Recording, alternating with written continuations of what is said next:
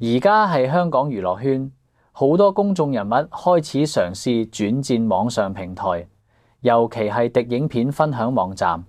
近期大家討論得好熱烈嘅就係香港男演員李榮豪。如果佢全面轉型做網絡影片創作者，佢既年收入有望衝破200萬港紙。同埋仲有資深女藝人薛家燕，因為過度勞累而發生意外嘅新聞。關於李榮豪可能年賺200萬港紙嘅講法，係香港社會引起咗一定嘅關注。係香港200萬年薪，等於每個月起碼賺超過16萬港紙。一個係網絡行業取得初步成功嘅人，佢嘅年收入大約係100萬港紙左右，即係話每個月最少要有8萬蚊落袋嘅。每個月8萬蚊嘅收入，已經可以超越全港90%以上嘅打工仔，所以每個月16萬嘅收入咧，對一個普通香港市民嚟講咧，絕對係一個非常和味嘅數字。不過係頂尖嘅網絡紅人入邊，200萬年薪其實只係算中上水平。想達到嚟個收入規模，創作者需要對網上平台嘅揾錢機制有極之深入嘅了解，同埋要有極高嘅執行力。網絡創作者嘅收入好大程度依賴平台嘅廣告分紅，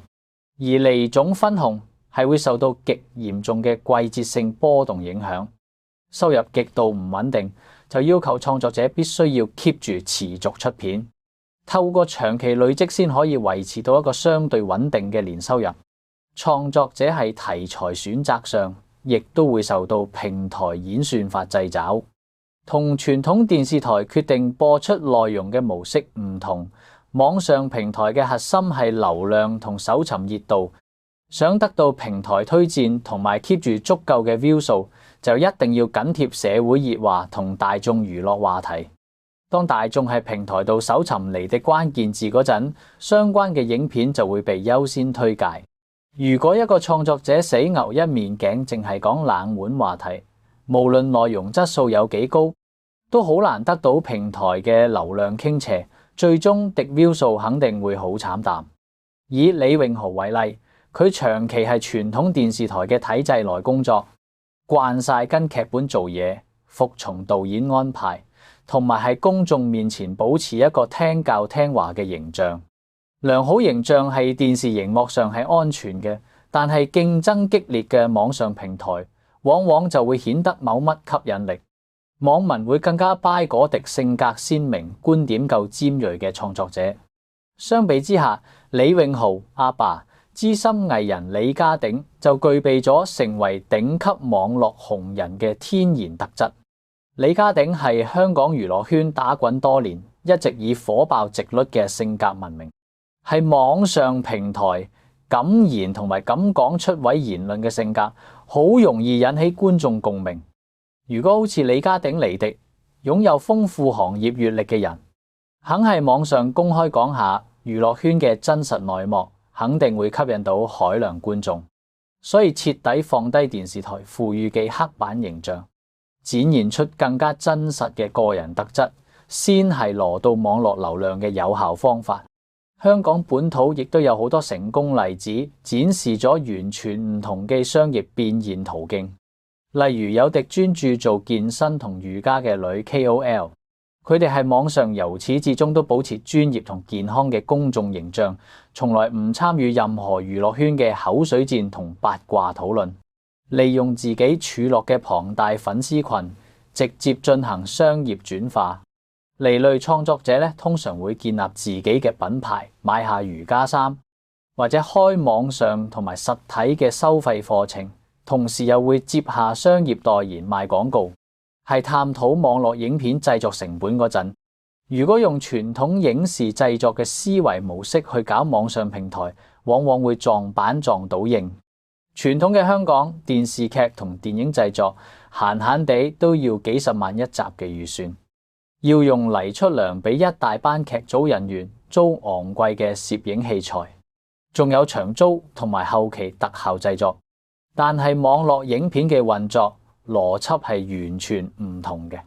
曾經有具備專業影視背景嘅武術指導，將自己畢生積蓄全部定晒落去拍網絡影片度，請晒專業嘅武術指導同動作演員，諗住打造出電影級別嘅網絡短片。點知因為個導演自己喺鏡頭前缺乏個人魅力，加上完全唔熟悉網上平台嘅演算法同觀眾口味，離敵高成本大製作，最後敵 view 數少得可憐，搞到佢損手爛腳，被迫轉行。同呢種高風險重資本嘅投資相反，好多成功嘅網絡影片其實成本極低，拍一條片嘅成本可能只係幾個鐘頭嘅拍攝同剪片時間。係網上平台，觀眾更加睇重嘅係內容夠唔夠即時，觀點夠唔夠獨特，創作者嘅個人風格，而唔係畫面有幾靚幾大陣仗。喺香港想維持一間5個人規模嘅小型製作公司，每個月要出糧俾員工，仲要捱貴租公辦公室、水電煤高階電腦設備嘅折舊，加埋日常營運開支，每個月10幾萬嘅固定支出，如果淨係靠網上平台嘅廣告分紅，係絕對冚唔到皮嘅。咁就逼住個團隊要不斷揾外邊嘅商業贊助同埋接產品推廣機會。係網絡經濟快速發展嘅同時，傳統娛樂圈對從業員身體質素嘅嚴苛要求，亦都再次成為社會關注嘅焦點。年近80歲嘅資深女藝人薛家燕最近去電視台錄影節目嗰陣，因為體力透支發生意外，搞到塊面出現明顯瘀傷。呢件事係香港社會引起咗廣泛討論，好多市民都覺得唔明，認為以佢幾十年嚟係娛樂圈嘅辛勤積累，身家早就過億，根本已經具備咗隨時退休享清福嘅財務自由條件，完全冇必要係咁大年紀仲去承擔咁高強度嘅電視錄影工作。其實薛家燕堅持做嘢嘅最大動力，一早就唔係為咗賺錢。佢參與嘅好多電視節目，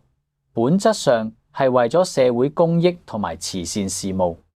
對老一輩嘅香港藝人嚟講，利用自己嘅知名度同影響力去回饋社會，呼籲大眾關注弱勢社群，已經成為佢哋職業生涯入邊不可或缺嘅責任感同使命感。呢種出於社會責任嘅表現，正正體現咗傳統演藝界人士嘅專業操守。不過今次暈倒嘅意外，亦都客觀反映出無論藝人嘅主觀意願有幾強烈，傳統電視行業長時間嘅 standby 錄影同密密麻麻嘅行程，對老人家嘅身體健康確切構成咗威脅。呢件事亦都令業界反思應該點樣合理咁安排年長藝人嘅工作強度。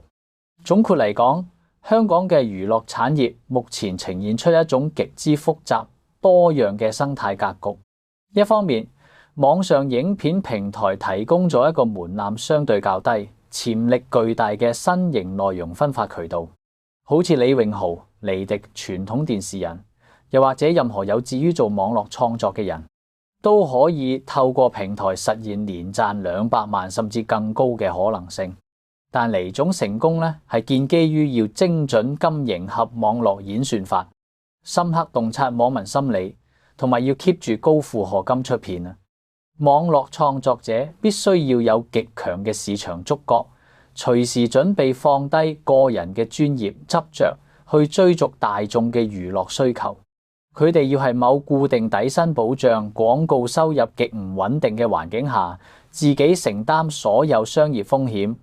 另一方面，無論係新興嘅網上平台定係傳統電視媒體，成功嘅路徑都唔係得一條。李家鼎式嘅爆響口直言可以好快吸眼球轉化做流量，而瑜伽健身 KOL 嘅穩紮穩打就展示咗透過專業內容建立商業品牌嘅長期價值。同時，專業影視製作思維係網絡低成本運作模式面前嘅觸礁，亦都證明咗唔同媒體形態之間存在住跨唔過嘅營運邏輯鴻溝。係嚟個轉型嘅時代，好似薛家燕咁堅守係傳統媒體以慈善為己任嘅資深前輩，展現咗娛樂圈除咗商業利益之外嘅另一種社會價值取向。成個行業嘅發展，正正就係喺對商業利益嘅極限追求同對傳統責任嘅堅守之間，係新興媒體嘅流量至上同傳統媒體嘅嚴謹製作之間不斷碰撞同適應揾緊新嘅平衡點。無論係選擇迎合網絡流量嘅洪流，定係選擇穩陣金經營個人商業品牌，都必須要喺香港嘅媒體環境入邊揾到最適合自己特質嘅生存同發展之道。多謝收睇，如果覺得嚟條片分析得有道理，記得撳個 like 同埋訂閱我哋嘅頻道。我哋下期再見。